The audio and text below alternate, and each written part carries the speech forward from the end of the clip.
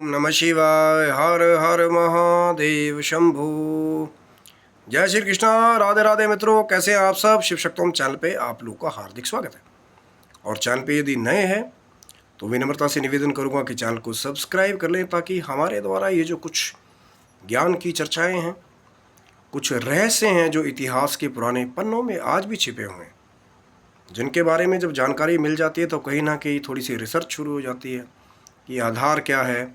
क्या नहीं है, उसके पीछे के तथ्य क्या हैं, संदर्भ कहाँ से लिया गया। बहुत सारी चीज़ें होने के बाद फिर जब लगता है कि अब रिफाइनिंग हो गई है, तो फिर अपने प्यारे यूट्यूब फैमिली के लिए और सब्सक्राइबर्स के लिए, व्यूअर्स के लिए, या जो भी जिनको भी वीडियो प्राप्त हो उनके लिए फिर कहीं ना कहीं वो वीडियो जो है वो अपलोड किया जाता है। और वीडियो में दिखाई जाने वाली ये जो कहीं ना कहीं ज्ञान की चर्चा है, रहस्यों की जानकारी है,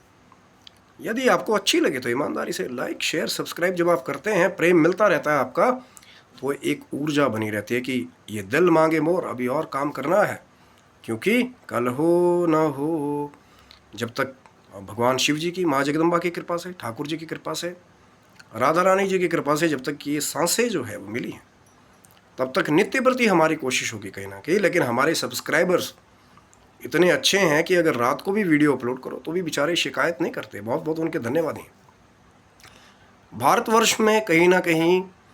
एक से एक जो है रत्नों के भंडार हुए हैं। बहुत सारे रत्न तो ऐसे भी हैं कि वो उनके दो हिस्से करके वो दूसरे देश तक भी पहुंच गए। लेकिन कुछ एक ऐसे भी रत्न हुए जिनका वर्णन भागवत पुराण जैसे, महाभारत जैसे महाग्रंथों में जिनका वर्णन हुआ है, लेकिन आज भी लोग उसके बारे में खोज करने में लगे हुए हैं, लेकिन कहीं ना कहीं उनको वो रत्न जो है वो नहीं मिले। क्या वाकई में कुछ ऐसे रत्न हैं जिनके अंदर कुछ ऐसी शक्तियाँ बताई गई हैं कि एक ऐसा रत्न कहीं ना कहीं जिसके बारे में कहा जाता है, बहुत बड़ी कथा जो है प्रचलित है। गणेश जी के श्राप से भी ये जुड़ा हुआ है कि एक बार गणेश जी को देख करके चंद्रमा जो है वो हंसे थे, तो फिर उन्होंने श्राप दे दिया था कहीं ना कहीं चंद्रमा को कि कोई भी आपका चेहरा नहीं देखेगा। लेकिन फिर बाद में ब्रह्मा जी के कहीं ना कहीं द्वारा प्रार्थना करने पे तो उन्होंने कहा था कि इस अवधि को कम किया जा सकता है कि भाद्रपद मास की चौथ को, जो कलंक चौथ आती है, पत्थर चौथ जिसको कहा जाता है, कि जो भी चंद्रमा को देखेगा उसको कलंक लगेगा या झूठा कहीं ना कहीं आरोप उसके ऊपर लगेगा। और यही कथा श्री कृष्ण से भी जुड़ी हुई है और उस रतन से भी जुड़ी हुई है, जिसके बारे में आज मैं बात कर रहा हूँ कि बहुत सारे लोग उसकी जो असली वो जो मणि है ना, उसकी खोज में लगे हुए हैं, लेकिन उसके बारे में कहीं ना कहीं आज भी रहस्य वैसे ही बना हुआ है कि एक मणि जिसका नाम है श्यामांतक मणि भागवत पुराण में, और कहीं ना कहीं जो महाभारत का जो महाकाव्य है उसमें श्यामांतक मणि के बारे में बताया गया है कि एक बार यदुवंशियों में सत्रजीत नाम का एक यदुवंशी था। उसने भगवान सूर्य नारायण की बहुत आराधना की, तो सूर्य भगवान ने अपने गले से एक मणि उतार करके, जो वो श्यामांतक मणि थी, उतार करके सत्रजीत को दे दी। और कहते हैं कि उस मणि में ऐसी शक्तियाँ थी कि 8 भार सोना वो मणि रोज देती थी। और कहीं ना कहीं जिस भी घर में या क्षेत्र में वो मणि रहती थी, तो वहाँ पे कहीं भी उल्कापात, अग्निपात या कोई दूसरी मौसमी उपद्रव जो है वो नहीं होते थे, या कहीं ना कहीं उस क्षेत्र में जो है सूखा, बाढ़, ये चीज़ें नहीं होती थी। ये उस मणि का कहीं ना कहीं प्रताप था।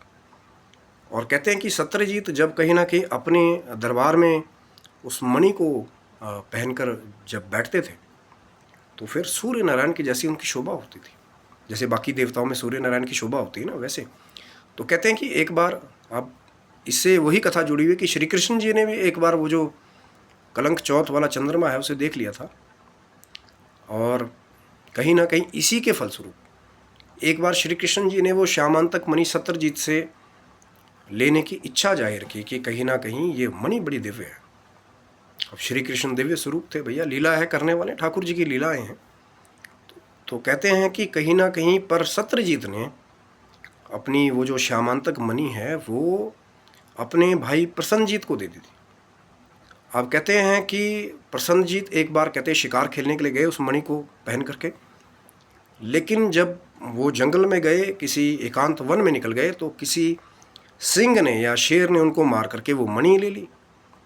और फिर उस शेर को मार करके वो मणि जो है, जो जामवंत जी थे जो त्रेता काल में, कहीं ना कहीं वो द्वापर में भी थे। ये बड़ी एक चमत्कारिक बात है कहीं ना कहीं नोट डाउन करने वाली, कि जो कुछ त्रेता के जो कुछ कैरेक्टर्स थे वो द्वापर में भी रहे, जैसे हनुमान जी। तो जामवंत जी भी जो है वो द्वापर में भी रहे, और वो जो श्यामांतक मणि थी कहीं ना कहीं उस सिंह को मार करके जामवंत जी अपनी गुफा में ले गए और अपनी बेटी जामवंती को दे दिया खेलने के लिए। चमकती तो थी, मणि तो थी, और कहीं ना कहीं वो खेलने लगी। और इधर यहाँ पे क्या हुआ कि जब प्रसन्नजीत वापस नहीं आया, तो वो जो कलंक चौथ का चंद्रमा देखा था श्री कृष्ण जी ने, उसके फलस्वरूप फिर श्री कृष्ण पे उन्होंने आरोप लगा दिया सारे नगर में कि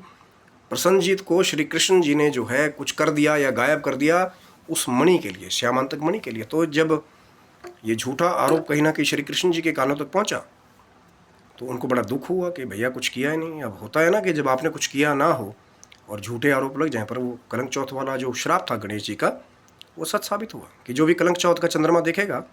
उसको झूठा आरोप लगेगा। और कहीं ना कहीं अगर आप भी देख लें तो कहीं ना कहीं ये जो श्यामांतक मणि वाली अगर कथा सुन लेते हैं, तो कहते हैं कि वो जो आरोप है कहीं ना कहीं या दोष है वो दूर हो जाता है, या फिर गणेश जी की जो आराधना 12 नामों के द्वारा की जाती है, तो भी कहते हैं वो दोष जो है वो मिट जाता है। तो फिर श्री कृष्ण जी ने कहीं ना कहीं दुखी होकर के फिर प्रसन्नजीत की और उस मणि की खोज शुरू की कि ला करके वो सत्यजीत को वापस की जाए, नहीं तो ये जो मिथ्या आरोप है कहने के वो लगा रहेगा। और जंगल में जब वो गए तो उनको शेर, मरा हुआ शेर, जहाँ पे वो प्रसन्नजीत को मार दिया था, वो भी मिला, और चिन्ह भी मिले शेर के। और वहीं से पगमार्क जो है जामवंत जी के फॉलो करते करते श्री कृष्ण जी कहीं ना कहीं जामवंत जी की गुफा में पहुंचे, जहाँ जामवंती उस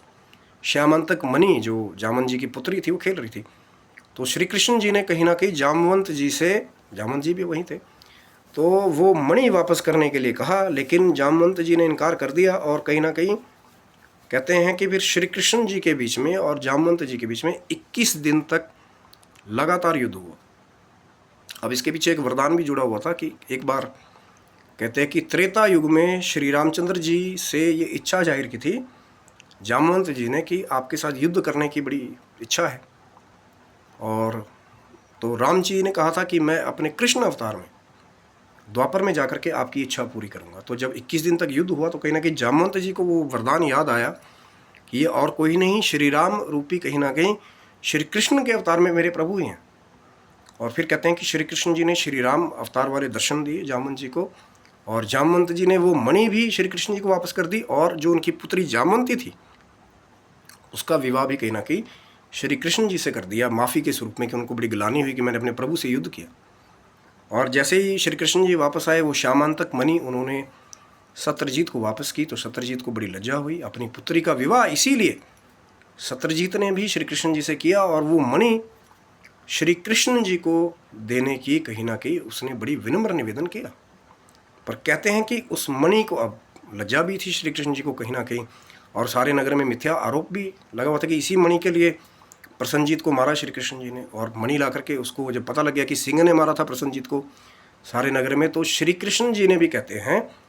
उस मणि को लेने से मना कर दिया था। अब ये ही यहीं तक ये जो श्यामांतक मणि है कहीं ना कहीं, और उसके बाद उस मणि का क्या हुआ, तो बहुत सारे लोग आज भी वो जो द्वापर काल से सत्यजीत के पास से खोई हुई मणि है या उसका कोई भी ऐसा प्रमाण नहीं मिलता। बहुत सारे लोग क्या करते हैं, बहुत सारे कुछ और भी महान लोग हैं, वो कोहिनूर के साथ उस मणि का कहीं ना कहीं मिलाप करते हैं कि श्यामांतक मणि कोहिनूर ही है, लेकिन ऐसा नहीं है, क्योंकि कोहिनूर जो है वो 8 बार सोना नहीं देता रोज, वो श्यामांतक मणि देती थी। और आज तो कोहिनूर भी जहाँ भी है उस देश में भी आपदाएँ आती हैं कई बार, वहाँ पे भी ऐसा सुना है कि भैया कोई मेल राजा तो हो ही नहीं पाया, वो किसी महिला के पास ही से, वो अलग अलग कहानी है कोहिनूर की। ऐसे भारतवर्ष के बहुत सारे रत्न हुए, लेकिन आज भी बहुत सारे लोग जो हैं, शास्त्रकार भी हैं, वो शायद उस मणि की खोज में बहुत समय से लगे हुए हैं, लेकिन किसी को भी, अब श्री कृष्ण जी को सबको पता है कि उन्होंने देह का त्याग किया जब शिकारी ने छुप करके तीर मारा था। जगन्नाथपुरी के साथ वो जो उनके हृदय वाली बात है कहने की, पहले भी हमने चर्चा की थी, वो सबको पता है कि वो जगन्नाथपुरी में आज भी वो रहस्यमय चीज़ है। लेकिन श्यामांतक मणि के बारे में कोई भी शास्त्र का आगे वर्णन जो है वो नहीं मिलता। बहुत सारे शायद रिसर्चकारों ने कहीं ना कहीं खोजने की कोशिश की, लेकिन ये एक आज भी रहस्य बना हुआ है कि वो नित्य 8 बार सोना देने वाली, और कहीं ना कहीं जिस क्षेत्र में वो मणि रहे वहाँ भूकंप ना आए, बाढ़ ना आए, ऐसा वो कौन सा क्षेत्र है जहाँ पे वो मणि आज भी विराजमान है। ये एक रहस्य है। और यदि आपको कुछ भी पता हो श्यामांतक मणि के बारे में, या कहीं ना कहीं सत्यजीत का जो कुल आगे बढ़ा कि किसके पास वो मणि उन्होंने दी, तो ज़रूर कहीं ना कहीं हमें भी अवगत कराइए। या कुछ जो रहस्य आगे ये जो चर्चा चली है, रिसर्च चली है, कुछ और तथ्य हमारे पास आएंगे तो शायद भाग 2 जो श्यामांतक मणि का है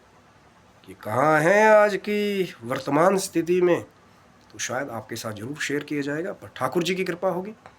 राधा रानी जी की कृपा होगी, भगवान शिव जी की कृपा होगी, माँ जगदम्बा की कृपा होगी, तो वो जो 8 बार रोज सोना देने वाली श्यामांतक मणि है और क्षेत्र में सदा खुशहाली रखने वाली, हरियाली रखने वाली, एक दिव्य वातावरण बना के रखने वाली श्यामांतक मणि है,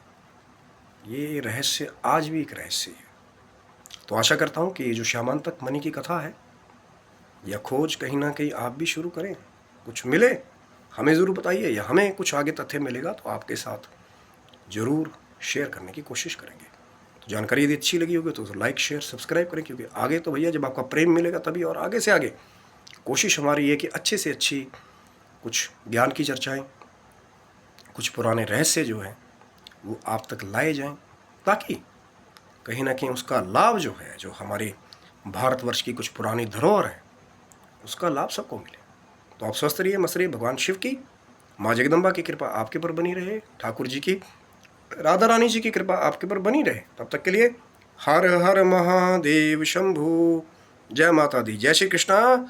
राधे राधे।